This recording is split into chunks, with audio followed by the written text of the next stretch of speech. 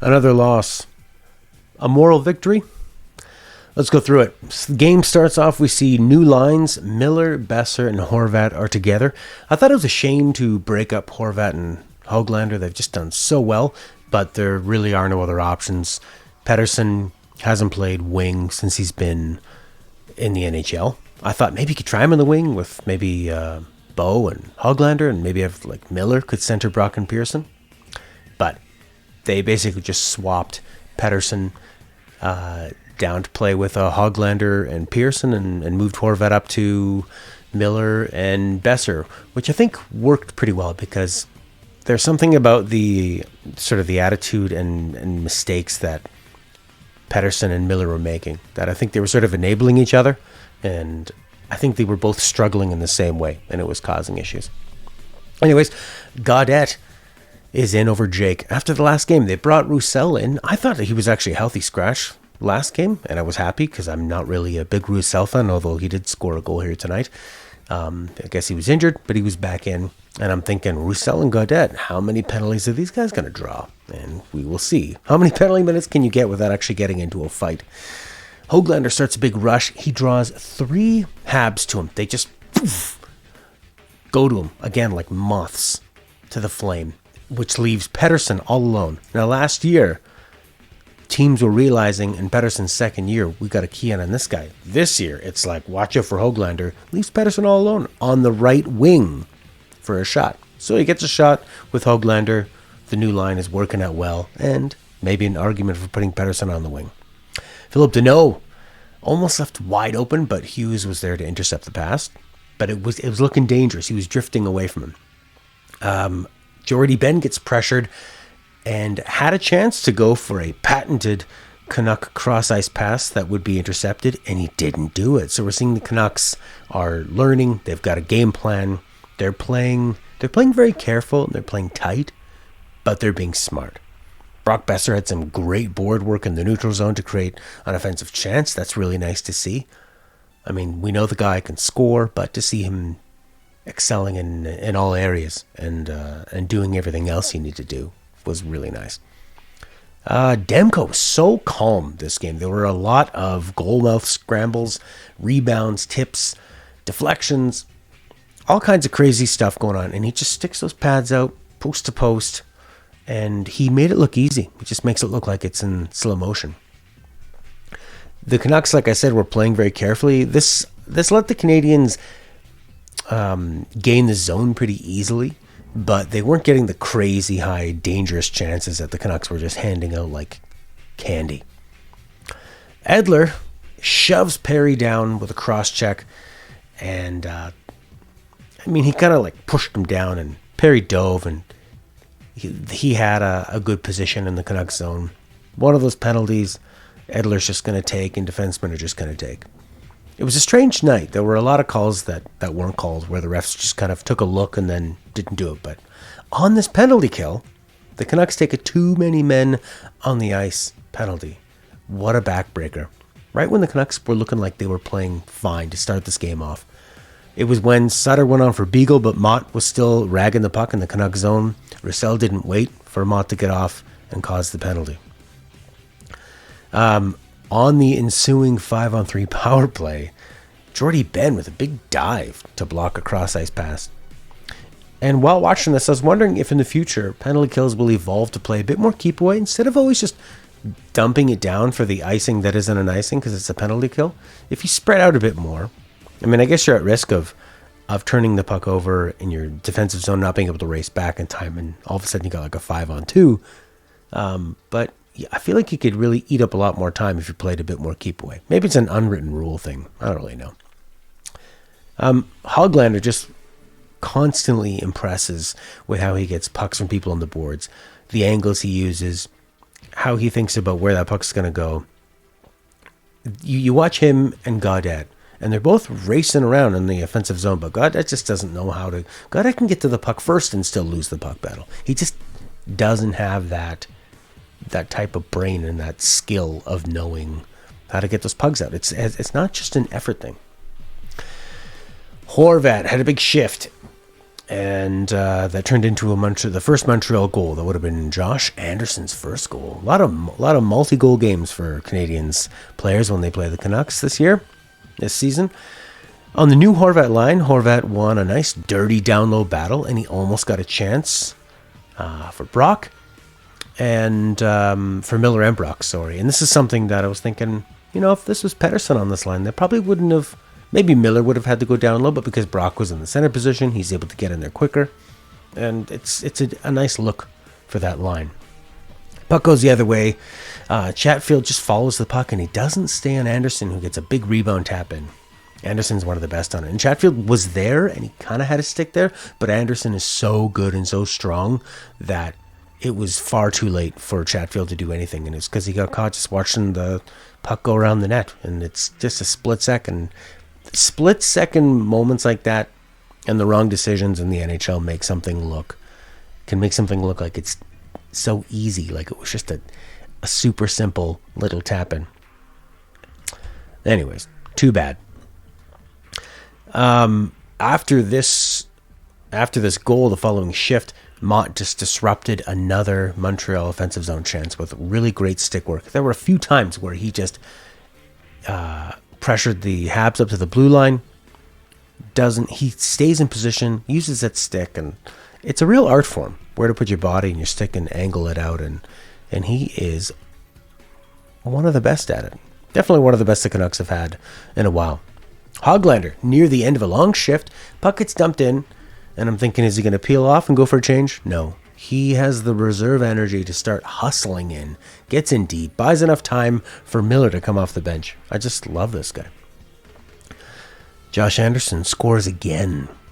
Myers has a breakout pass to Schmid. Schmid can't handle the pass. He loses the puck. Montreal gets a chance. Sutter has a chance to clear. He goes for a short pass to the blue line, loses it.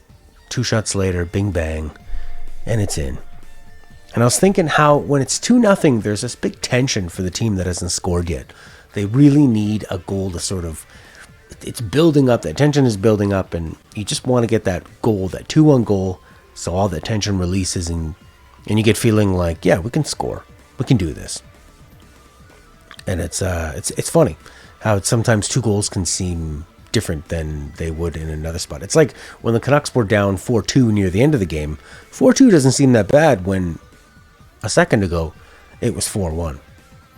Pettersson had a really nice shifty move to get a shot on net and the potential for a rebound or a tip. That's what he needs more of. This is where the Canucks needed a bit more energy after that second Josh Anderson goal, when it was Josh Anderson 2, Canucks 0. I thought Pettersson looked pretty good. He was hustling, and he was going in the right areas, and he was managing to use his skill to get himself open and get other people open, and he looked good. Second period, the Canucks, they came out solid. The Horvat line gets in real deep, had a few shots, a cycle, almost drew a penalty. A few good shifts for the Canucks. And just when they're building momentum, Roussel takes a penalty. This stupid, useless, one of those fly-by tripping penalties where you're zooming past somebody, you're going towards a Canadian with the puck, the Canadian already gets the puck away, and you just have your kind of stick out, you have your skate out and your knee out, and he clipped him. Didn't need to do it.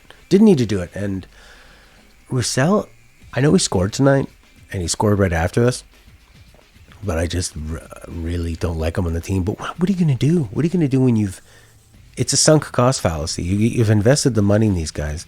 You would hope you could trade them, or maybe Seattle would take them in the expansion draft. But I don't even want to see them play. But then if you scratch them, I mean, are people going to go after him? I don't know. Who knows? Maybe you scratch him and you get other teams thinking about their better times in the past. Get a bit of distance from it.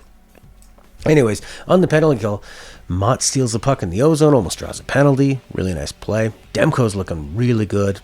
He's just covering everything up. Not scrambly, even when everything is going crazy around him. He makes it look really, really easy. He's a young pro, and he's what the Canucks need when they're playing like this. What they had with Markstrom, that professional that is not going to panic.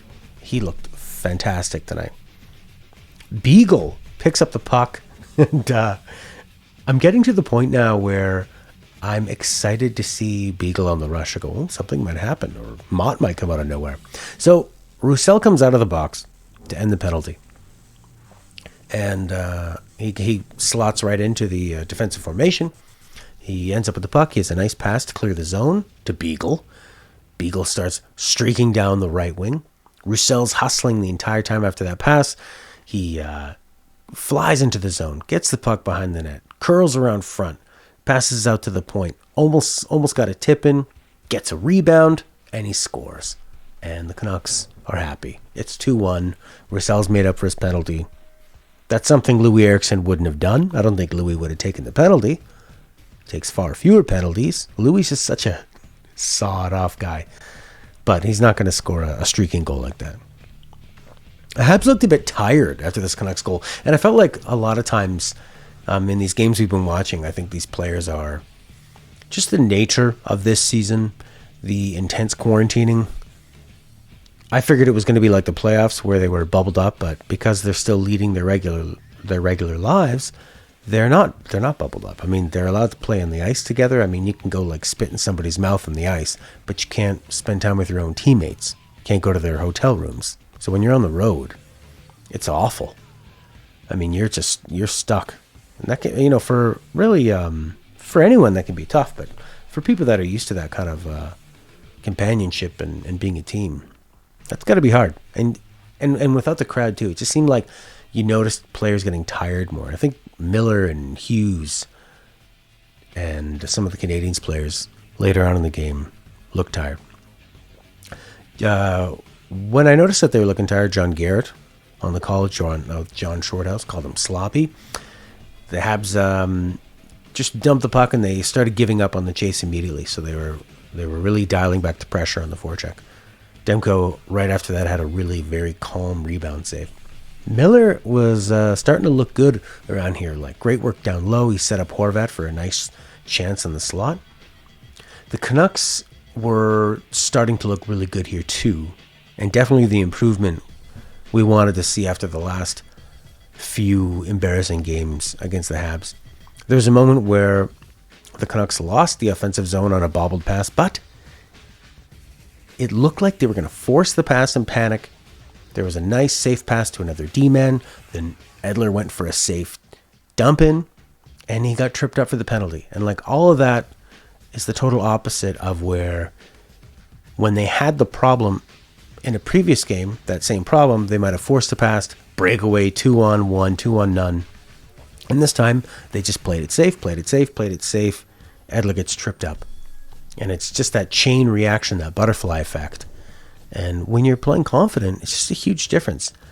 And right when they're trying to build some momentum on this power play, they take a bloody penalty. This wakes Montreal back up. They're back into the game. They got a 2-on-1 after a few dangerous Miller passes were eventually intercepted. Montreal then scored, Tyler Toffoli, of course. After some pretty even play, a high stick by the Canucks and a delayed reaction to touching it, waiting until the puck got into the Canucks zone, led to a face-off in the Canucks zone. Montreal wins his face-off against Sutter, puts it back to the point. Pettersson heads out to challenge the point shot. A floating wrister gets by him. Toffoli perfectly bats it down. It bounces back up off the ice and over Demko. Like a perfect tip. No chance for Demko. First shift after that goal, however, Pettersson is hustling with authority into the Montreal zone. This led to several good chances and ended up with Montreal having to do a tired dump in to end their shift and eventually icing it. It was a good response shift led by Pettersson. So a great sign. Oh, breaking news. Are you ready for this? Gaudette won a board battle at this point. I know. Shocking. Happy to see it. Montreal scored again, though. Miller was deep in the zone, in the Habs zone, taking on multiple Montreal Canadiens players, and he started looking angry. I feel like he's just not getting the support from some of the Canucks because his play has been wildly inconsistent. But tonight, when he was getting deep, and he was really getting in there. His line mates were just not matching up with him. They weren't synchronized to the point where they were able to capitalize on the effort that he was doing and the success he was having. And the play ended up dying a few times from this point on to the end of the game. And he started looking frustrated. I thought he was going to take a penalty. He didn't. The puck comes to him bouncing, and Myers decides to pinch. The puck goes the other way.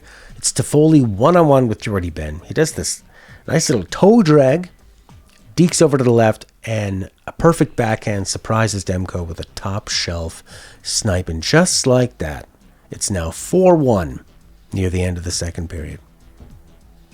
The Canucks had a good response to this. Miller again was looking frustrated. He keeps going down low. He's like heading on and drawing four Canadians, winning the puck, and there's just nobody there to support him. But they kept this pressure up, and the Canucks got a power play because good old Höglander rockets down the wing with the puck into a tough area. Actually, no, this wasn't into the wing. This was just him taking the puck into a few Canadians players, where normally you could think that's pretty dangerous, but he does such a good job of protecting the puck. He draws a penalty, and it's because he does these things like I saw when he knows he's being pulled, he doesn't dive, but what he does is he'll start really animatedly moving his feet like a cartoon character. And it's just an extra thing to sort of animate to the ref, like, look, I'm trying to stride, and I'm not moving any faster forward. And it works. And maybe they're just not onto his game yet. Maybe the refs are going to find that a bit annoying. But when somebody is showing that much effort and trying to move and they're being held up, because there's a lot of clutching and grabbing and dirty little cross checks and guys trying to get sticks in, and it's a constant battle. It's getting more and more towards soccer. It's nowhere near that, but it is going that way.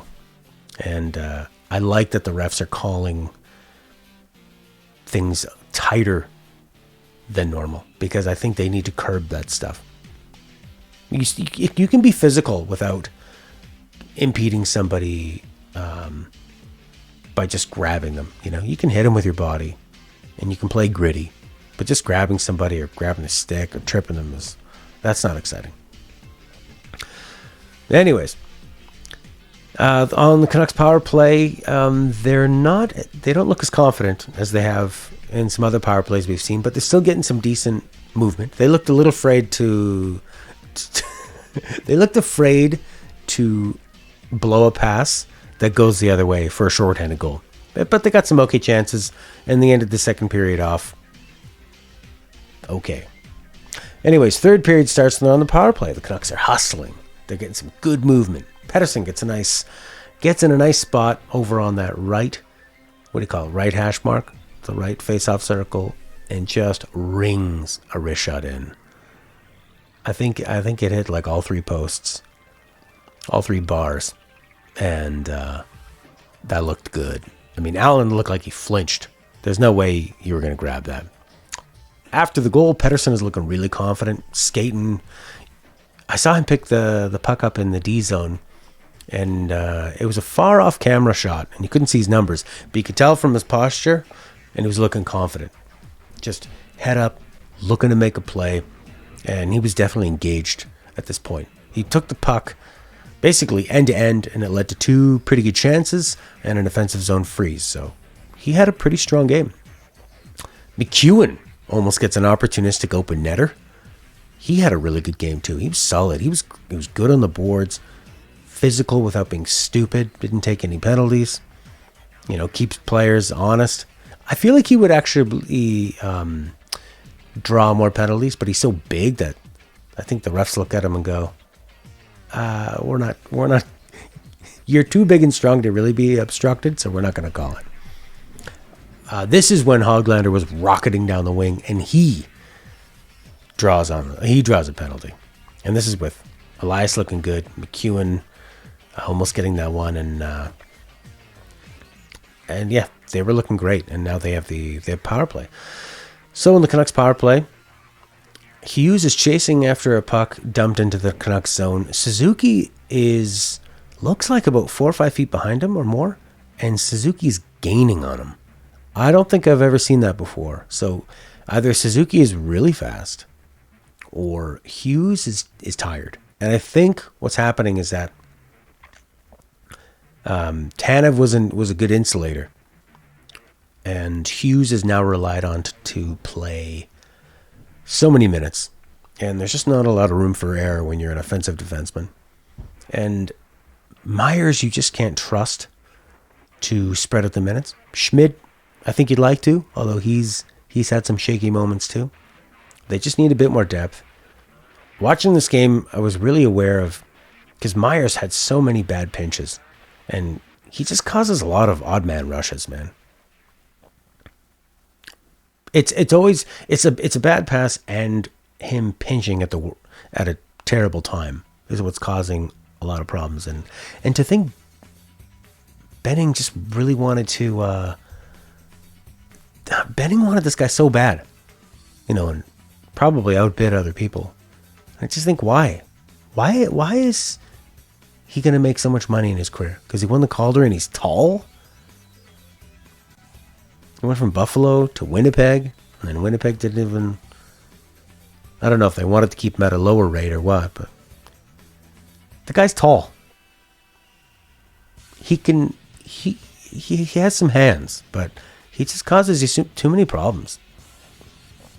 I think he's definitely one of the worst contracts in the team, and just barely offering support. I think that money could be better spent on another defenseman that would just spread out these minutes and like a Tanev.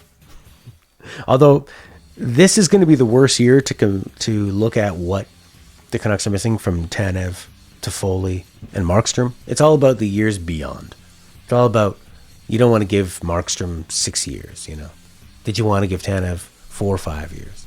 I think a lot of people watching this defense struggle would have said yes. But, Tanev might get hurt later on, and you'll think, that's right, he did get hurt every year. Anyway, love Tanev. Would have liked to have him for a good amount. Would have liked to Foley for a good amount too. Where are we now? Right. We come back from a commercial, and the camera is on Pettersson on the bench, and his body language looks a lot better after that goal. His head up, he's watching the play. He's not just sort of head down and looking frustrated, and he's got that laser beam, Iceman, killer focus. It was nice. The Canadians started to look like they're just playing out the clock. They had the 2-goal lead. They were waiting for some counterattack chances, probably because they're so used to the Canucks giving it to them, but they weren't killing themselves in the forecheck. McEwen had a great dump and hustle, board battles.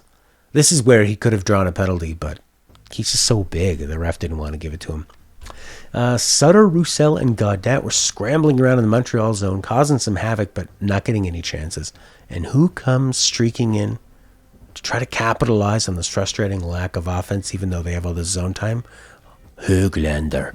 He picks up the puck, he flies around. It's become predictable now that he's going to do amazing work on the board. This is some of the best board work I've seen of him so far. It's the way he makes himself available, because it's easy to rush in, but if you don't know where to go, if you're not able to anticipate who's going to win that battle, where's that puck going to end up, and he finds those spots. It was ringing around behind the boards, and you can see him anticipate, by the time me and this guy get to the puck, it's not going to be in the corner, it's going to be beyond the corner up on the sidewall. And he just changes direction, gets to it. The way he can, the relationship he has of his body and stick and angles, it's really masterful. It's such an underrated yet really important skill, and I bloody love it. And I'm not sick of talking about it so much. Demko stops a point-blank slot chance. Myers runs out of gas, parks himself in front of the net. Hughes is watching around, realizes there's an open man right in the front. I don't know who it was, maybe Suzuki. He gets a stick in there, but it was a really good chance right in the slot. This is where Myers starts playing with Hughes a lot. And interesting, because I was thinking before, right before I noticed that they had played a few shifts in a row, would be nice if Myers was trustworthy enough that they could spread the minutes out. If you had like a Myers and a Schmidt and a Hughes, you wouldn't have to constantly overload Hughes, but just put Myers with him. Seemed to work okay. Seems kind of dangerous though, because Myers is so slow to get back, but takes a lot more risks than Ben does. But Myers is a great passer and has a bit more veteran presence. Sometimes I think Ben is a little bit guilty of not really knowing where to go and kind of expecting Hughes to do it all and not really making himself available for Hughes to have a good option out. But saying that, he's probably been one of the best partners for Hughes so far in this tumultuous season we've had already. So I've been pretty happy to see Ben with him. And the Myers thing seemed to work out okay, although I was a little more worried about it. We had some real scrambly, bouncy play back and forth. It really felt like a goal could just bounce in, but Demko settled it down. Now in the final 5 minutes, come back from the commercial and the Habs are way more settled. They're just waiting out the clock. They've stopped pressuring Hughes, which you can tell really settles Hughes down. And he starts being able to wind up behind the net. Canucks pull the goalie. They get some nice movement. Pettersson almost picks up a bouncer, but hits the side of the net. There's always bad ice in these situations. You pull your goalie. It's near the end of the period, end of the game. You're trying to do some puck movement to get a goal, and it's when the ice is at its worst. Montreal ices the puck, and the Canucks take a timeout. Now when the Canucks pull the goalie, and they've got Miller, Pettersson, and Hughes working those 3 points, they make these 6-on-5s always look like a power play. They do, and that's not easy. I mean, yeah, you have an extra person, but there's still 5 defenders on the ice who are just trying to defend. And that can be while you're worrying about not getting scored in your empty net. But they were really moving that puck around. They just end up having a safe-looking shot, but Pearson goes in on the rebound, and he sees that it's loose, and he just digs and digs and digs. And on the third one, Allen, I don't know, maybe gets a Charlie horse. He flexes his legs in, half a foot over, bam, goal. The referee pointing down, that's a goal. That's a goal. Pretty nice. Canucks are down a goal. They got less than a minute. You know they're going to lose at this point, but this is where it felt like a moral sort of team victory. Good vibes. And then, very fittingly, to end the game off, Miller with a giveaway, a forgivable one. It's a 6-on-5. There's 30 seconds left. You're trying to get a desperate goal. He has a giveaway, and Petrie scores. So, it was fitting. I mean, it was a moral victory, and Pettersson looked a lot better. Miller was starting to look better, but still seems like something's bothering him. I think maybe he's just pissed off at himself. I know I play guitar and sing on my channel, Matthew Falvey, or Matthew Falvey Music.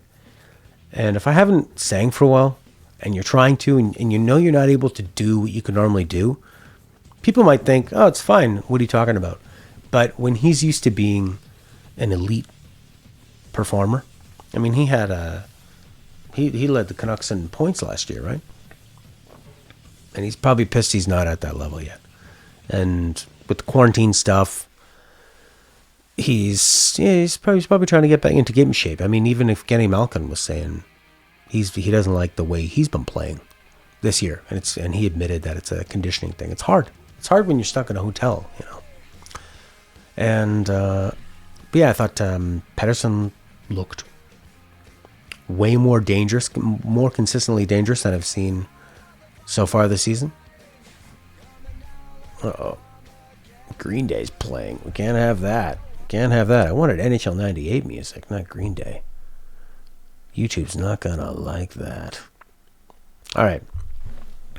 Besser, I thought he had a good, strong game. I'm always pretty hard on Besser because of the money he makes, but I thought he had some nice plays, and he did some good board work. He did more of those little things. Pearson finally came up big. That tweener, he looked like a top 6 guy tonight, and getting that gritty goal. That's what you want when you bring guys in like Pearson and Toffoli with that Stanley Cup caliberness and the grit. Those are the kind of goals you want to see. Mott and Beagle, of course, great. Roussel, he scored. He scored a goal that was meaningful. Of course, his agent passed, I think, today at a very young age, 40. He's only a few years older than Roussel. It must have been a shock. Players are close with their agents. As they shift from team to team, the agent is usually the constant, right? So, I still don't think he's a part of a real winning team. But he scored a goal, whatever. Show me Louis Eriksson on that fourth line and for a game or two, and I'll see how I feel. But at this point, I just think Eriksson providing total neutrality is better than the penalties, although he scored. So, Gaudette, a lot of effort, but not really. I don't know if he's going to be able to put it together and become more effective. He looks effective because he's skating really fast and he has long hair and he has his arms out. He looks like he's doing a lot of things, but he rarely ever comes up with the puck. He's always seems to be losing it and chasing after it. He can score if you put him in the right spot, but a lot of guys can. A lot of guys can shoot if you give them a bunch of time and space, but the NHL is about how do you get that time and space and how do you get that puck back. Sutter, I think, had a fairly, I'd say, average to slightly strong game. Not as strong as some of his other ones. That's how he's going to be, right? He's going to get a goal here and there. He's going to have some rough moments. I'd say this one was fine. Again, fine for a fourth line center, but not for a third line. But he's basically playing the fourth line role with the incredible Mott and Beagle duo handling third line minutes. I missed seeing Virtanen out there with Mott and Beagle or being able to slot Virtanen down with Sutter. Actually, I like McEwen with Mott and Beagle, so keep Virtanen with Sutter or Eriksson. Eriksson and Virtanen instead of Roussel. Not Gaudette. No more. Who else plays for the team? Horvat? Solid and dangerous. Seemed like after, he looked so dangerous getting all those power play goals earlier. Now the teams have keyed in on that. He's gone a bit dry, but he still always looks pretty good, and he rarely makes a bad play, and he makes people around him better. And Höglander, probably other than Demko, best Canuck again. He does so many great things. And the teams are ready for him. They're watching him now. He drew through 3 Habs players on him and left Pettersson wide open. That's super valuable. For defense, Hughes looked a bit tired.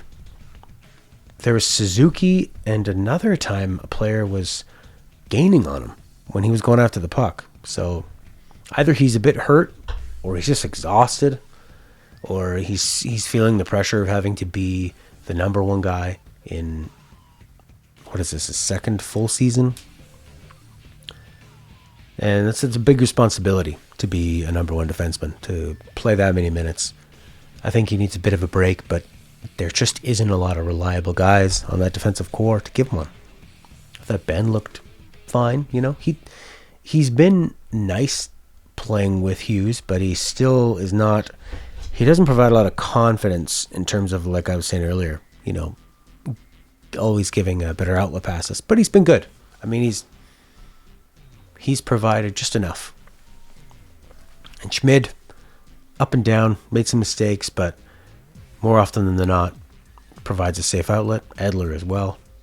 And Myers, I thought, had a rough game. A lot of pinches. A lot of bad plays. It caused a lot of 2-on-1s. And I just don't see the value in him. He takes a lot of penalties. He gives up a lot of dangerous chances. He gets hemmed in his own zone. He has a bit of offense. He has a nice pass leading out. He can stick handle. He's confident, but the confidence tends to get him into trouble too. So, and Demko was fantastic. Demko and Höglander definitely the best players, and then Pettersson the third best player, and then Besser behind him. What's up next? Toronto? Looking forward to that. Haven't seen a Toronto game yet this season. Looking forward to seeing how well Toronto fares compared to Montreal. We've gotten to know Montreal really well, and we can see for ourselves who's the best team in Canada, or who's the best at beating the Canucks. Maybe, I mean, Montreal seems to match up well against the Canucks because they're a little bit faster, they're more physical, they got more depth. And Toronto, I think, is more... I think the Canucks can outmuscle them maybe a bit more. But, you know, they've made some changes too, right? The great Wayne Simmons is there. I heard Morgan Riley talking about him today, and with a lot of reverence. I mean, I know people were making fun of the Toronto media for talking up the big Wayne Simmons fight to start off the season. But he does a lot of other things too, right? He's on the power play, he's a net front guy. You don't get on the power play if you're not skilled. So I'm really looking forward to seeing them all. It's too bad Thornton's hurt. I would have loved to see him in a reduced role and see what he can add and see if he can keep up with these guys. But those are my thoughts on it. A much better game than yesterday. It wasn't embarrassing. Only parts of it were. And I think they showed some improvement. The team definitely lacks forward depth and defensive depth.